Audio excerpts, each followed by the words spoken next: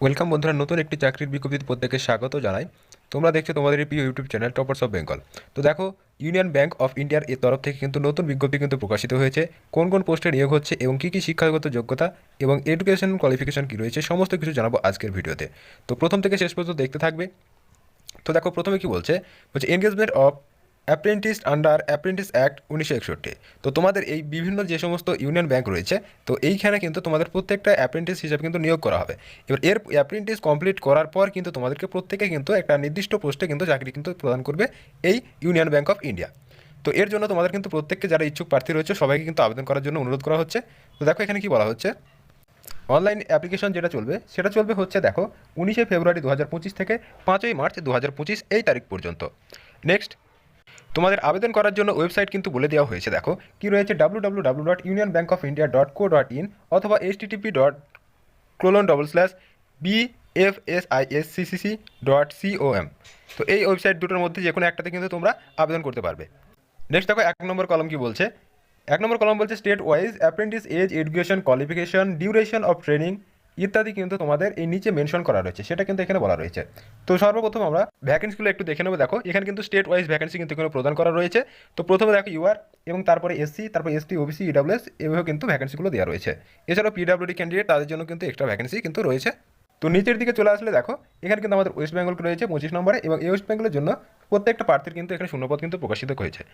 তো দেখো এখানে সর্বমোট যদি দেখা যায় অল ওভার ইন্ডিয়াতে তোমাদের কিন্তু ইউআর যারা প্রার্থী তাদের জন্য কিন্তু 1100 দেখো 64টি, এবং এসসি এসটি এবং ওবিসি প্রত্যেকে কিন্তু পরপর ক্যাটাগরিজ কিন্তু ভ্যাকেন্সি দেওয়া আছে, এবং সর্বমোট তোমাদের কিন্তু 2691টি শূন্যপদ কিন্তু নিয়োগ করা হচ্ছে। নেক্সট দেখো এখানে গুরুত্বপূর্ণ একটি পয়েন্ট কিন্তু বলা রয়েছে। কি বলছে দেখো, reservation guidelines as the by own government India from the time to time SC ST OBC পিডব্লিউডি এবং ইডব্লিউএস।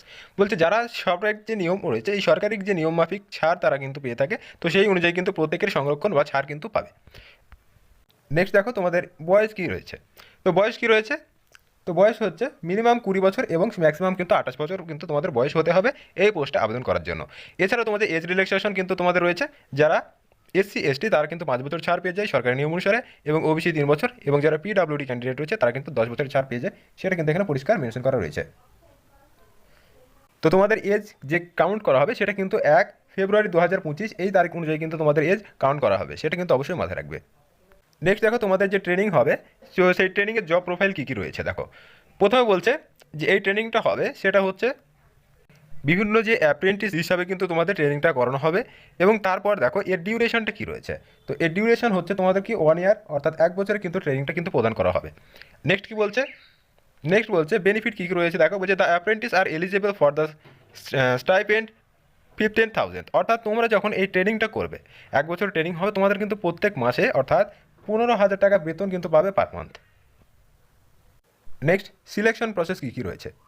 তো যারা অ্যাপ্রেন্টিস কভার করবে, ও এরপর কিন্তু তোমাদের সিলেকশন কীভাবে করা হবে সেটা কিন্তু বলে দিয়েছে। তো সিলেকশন প্রসেস হচ্ছে, প্রথম যে স্টেপটা হচ্ছে সেটা হচ্ছে কিন্তু অনলাইন এক্সাম। তো অনলাইন এক্সাম তোমাদের যেটা হবে অবজেক্টিভ টাইপ, অর্থাৎ আমরা জানি যে এমসিকিউ টাইপ।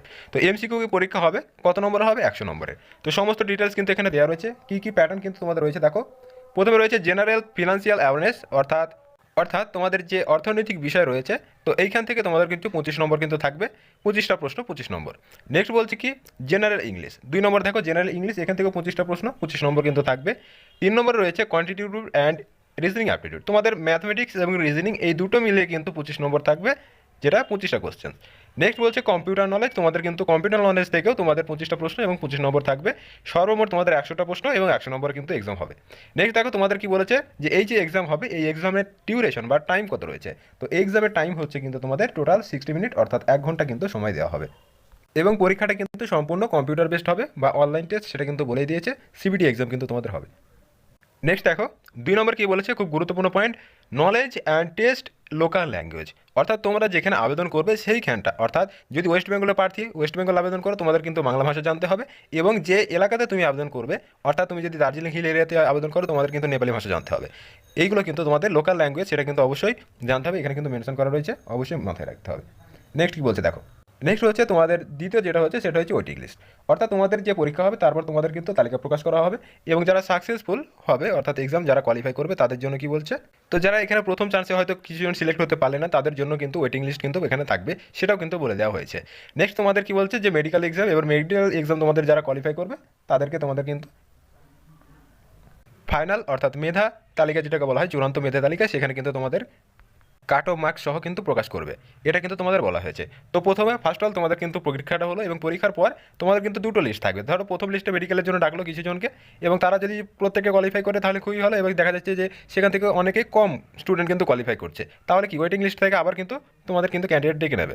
তো এই মেডিকেল কোয়ালিফাই যারা করবে তারা কিন্তু চাকরির জন্য নিয়োগপত্র কিন্তু পাবে। নেক্সট নেক্সট দেখো কীভাবে অ্যাপ্লাই করবে, সেই অ্যাপ্লাই করার প্রসেসটাও কিন্তু তোমাদেরকে এখানে বলে দেওয়া রয়েছে, একটু দেখে নেবে, এবং ওয়েবসাইটটা কিন্তু আবারও বলে দিয়েছি, এখান থেকে তোমাদের কিন্তু আবেদন করতে হবে। নেক্সট দেখো যে গুরুত্বপূর্ণ বিষয়টা হচ্ছে সেটা হচ্ছে তোমাদের অ্যাপ্লিকেশন ফিস বা আবেদন ফিস। তো আবেদন ফি তোমাদের কত লাগবে দেখো, আবেদন ফি তোমরা যারা জেনারেল এবং ওবিসি ক্যান্ডিডেট রয়েছে, তো জেনারেল এবং ওবিসিদের জন্য কিন্তু তোমাদেরকে এখানে বলা হচ্ছে 800 টাকা কিন্তু আবেদন ফি লাগবে, এবং যারা অল ফিমেল ক্যান্ডিডেট রয়েছে তাদের ক্ষেত্রে কিন্তু 600 টাকা। এছাড়াও এসসি এসটি তাদেরও কিন্তু 600 টাকা কিন্তু তোমাদের এখানে লাগবে, এবং যারা পিডাব্লিউডি তাদের ক্ষেত্রে 400 টাকা, প্লাস কিন্তু প্রত্যেকের জন্য কিন্তু জিএসটি চার্জ কিন্তু থাকবে। নেক্সট দেখো ওয়েস্ট বেঙ্গলের জন্য কোন কোন ডিস্ট্রিক্টের ক্ষেত্রে এই ব্যাংকের ভ্যাকেন্সিগুলো রয়েছে সেটা একটু দেখে নাও। তো এখানে ওয়েস্ট বেঙ্গলের মধ্যে দেখো পশ্চিম বর্ধমান কিন্তু রয়েছে, কলকাতা রয়েছে, নর্থ চব্বিশ পরগনা, হুগলি এবং দার্জিলিং। তো এই সমস্ত জেলার মধ্যে কিন্তু এই ভ্যাকেন্সিগুলো রয়েছে। তো এই ছিল তোমাদের গুরুত্বপূর্ণ ব্যাংকিং যে ইউনিয়ন ব্যাংক অফ ইন্ডিয়া তার তরফ থেকে গুরুত্বপূর্ণ যে ভ্যাকেন্সি বেরিয়েছে তার গুরুত্বপূর্ণ আপডেট। তো যারা চ্যানেল নতুন অবশ্যই চ্যানেলটিকে সাবস্ক্রাইব করবে, এবং ভিডিওটি অবশ্যই বন্ধুদের মাঝে শেয়ার করবে। তো চাকরি সংক্রান্ত লেটেস্ট আপডেট পাওয়ার জন্য অবশ্যই চ্যানেলটিকে সাবস্ক্রাইব করবে। দেখা হচ্ছে নতুন আরেকটি ভিডিওতে।